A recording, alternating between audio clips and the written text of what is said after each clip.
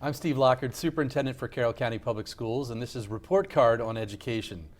I'm happy today to be joined by Judy Klinger, who's our Supervisor of School Counseling, along with Kelly Snyder, who's a Pupil Personnel Worker. Welcome to you both. Thank you. Thank you. We could have two separate shows on all the incredible things that our school counselors and all that you do in your work, Judy, as Supervisor of School Counseling. And certainly, Kelly, our Pupil Personnel Workers play an important role in our school system, particularly in the lives of our students and supporting their success. Many great things that go on each and every day. And like I said, we could spend a lot of time talking about that. But today, I want to spend some time talking about something that you're both involved with that I think is a really great opportunity for our students here in Carroll County Public Schools, and that is Camp Thrive. So let's jump right in.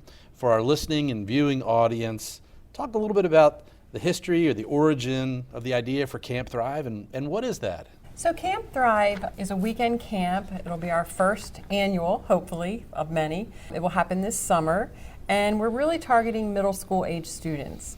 Our community and our children and our families have been hit hard by the opioid crisis, along with other substance abuse concerns, and we just see it showing up in school in terms of children's needs, their emotional needs. And so, we started kind of having conversations about what else we can do. What can we do this summer for children? And along with some of our community partners, we started having conversations and generating some ideas, and this kind of came to the surface, and the date just happened to work perfectly because we're going to hold it at Camp Hashua. Oh, fantastic. A great setting. Like I said, a great opportunity to support our students and families. You mentioned the partnerships. I've said this time and time again on this show as well as publicly. We really are blessed with great partnerships amongst our government agencies, but also our nonprofit agencies in Carroll County, along with the school system, to really support students and families in whatever challenges they may be facing. So this is a great example of that. What's been the impact on students struggling with family issues related to addiction? Well, I would say on a day-to-day, students carry some of their burdens from their families. It does show up in terms of grades, attendance, their ability to focus. It certainly shows up in their emotional and their mental well-being. It does seem that we have many students that do seek out help during the day, and certainly we know students that are on our radar so that we look and support them and seek them out as well. There are various groups that get run by counselors during the school, but again, we always concern ourselves as the summer comes up, what else can we provide? What else can we provide for them?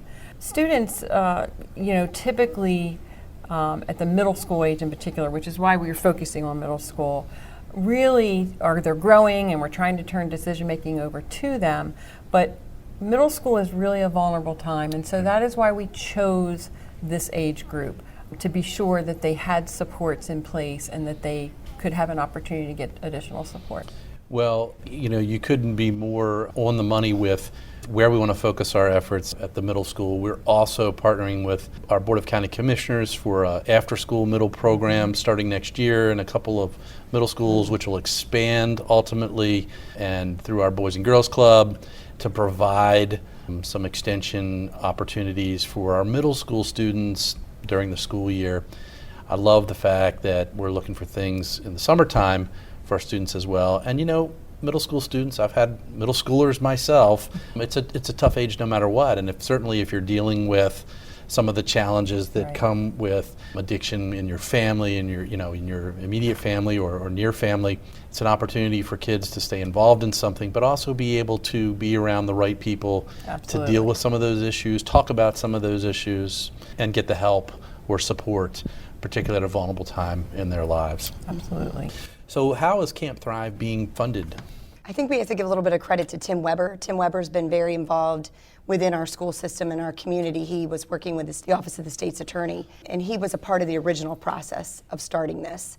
Through that, Brian DiLeonardo has really stepped up to want to keep this going and has offered to fund the camp.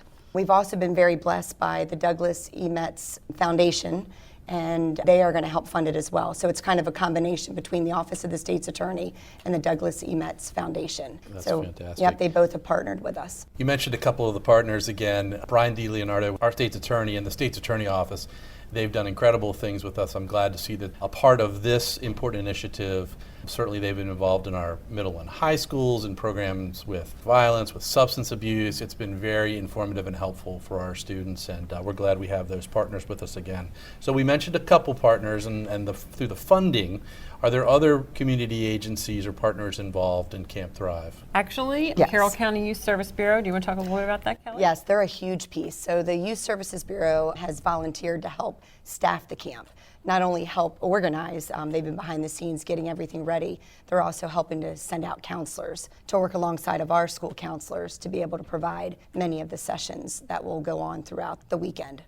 Fantastic. I just was at the Youth Service Bureau building a couple of weeks ago, and we had them on our show not too long ago here, and they are certainly a tremendous partner for Carroll County Public Schools and families and students across Carroll County. Great. So what does Camp Thrive look like? If I'm going there this summer, what does that look like for me as a student? Well, the campers will arrive on Friday, July the 19th.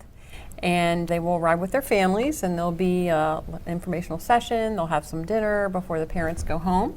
And then we'll be jumping right in with various activities, icebreakers, so that the students can get a chance to know each other, so that the counselors can introduce themselves. Because we are staffing it with some of our own school counselors, there will be familiar faces, so that's awesome. There are lots of fun activities, outdoor activities planned, as well as a time for students to talk about what's on their heart and mind, coping strategies. So the day-to-day schedule is going to be full and packed for kids. They will have some downtime, especially at mealtime and when they go to bed. Very good.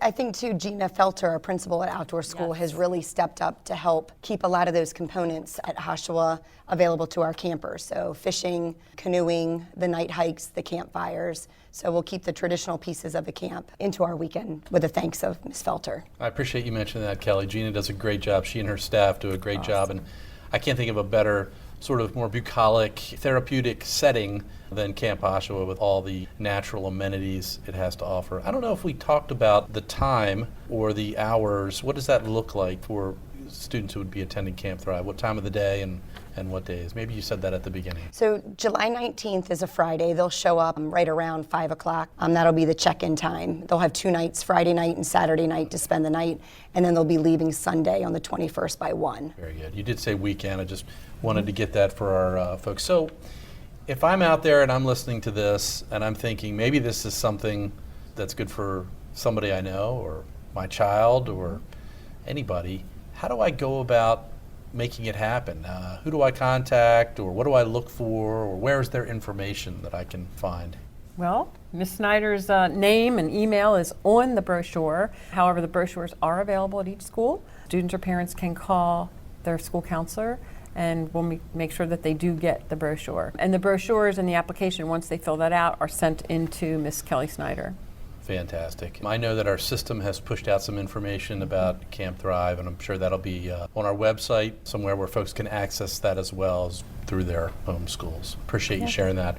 So at the end of the day, after a weekend at Camp Thrive at Oshawa, what is it that you hope students with family issues related to addiction, what is it that we're hoping they truly get out of this opportunity? I'm so appreciative that we're offering this, that we have this opportunity, as I said right at the beginning, for our students to take advantage of, for families to support their students to take advantage of. What do we hope to get out of this?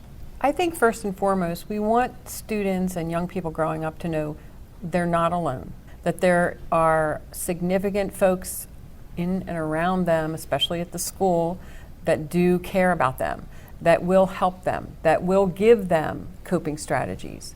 But first and foremost, I really want students to know that they're not alone. We don't want kids suffering in silence, that they can come forward. We might not have all the answers, but we'll try to find the answers. We'll try to get them going in the right direction, whether it's for them themselves or their family. And if we zone in on the piece of substance abuse in general, it's just, we're represented right now with registrations from a couple students for every middle school. It's everywhere in our county, and substance abuse, it's not stereotypical. It affects everybody, and everyone tends to know somebody or has been through some type of an experience. So I think for all of our kids to walk away knowing that, you know, they're supported, we're uplifting them, and then we're here for them throughout the summer as well as the school year. We want them to know that we care. Well, I appreciate you taking a minute to share that aspect of it, because like a lot of the programs that we provide for topics like this, we do want to create that environment where our students know that they have a trusted adult or somebody that they can go to, that they are aware or knowledgeable that they're not alone, that there are resources out there that they can access. And so providing information, education, and the chance to build relationships with trusted adults is critically important as we, as a county and a state, fight this opioid addiction epidemic, as well as any substance abuse issue that a family may be going through. These are the kinds of things that I think are helpful. So to Judy and Kelly, we're so appreciative of your work in helping making Camp Thrive a reality. For all our partners that have worked with us to support us, to fund for the site at Hoshua, we're so appreciative of that and really appreciate you all taking some time to be with us today. Absolutely. Thank you Thank very you. much for the time. Once again, my guests today have been Judy Klinger, our Supervisor of School Counseling, and Kelly Snyder, Pupil Personnel Worker here in Carroll County Public Schools. I'm Steve Lockard, Superintendent, and this has been Report Card on Education.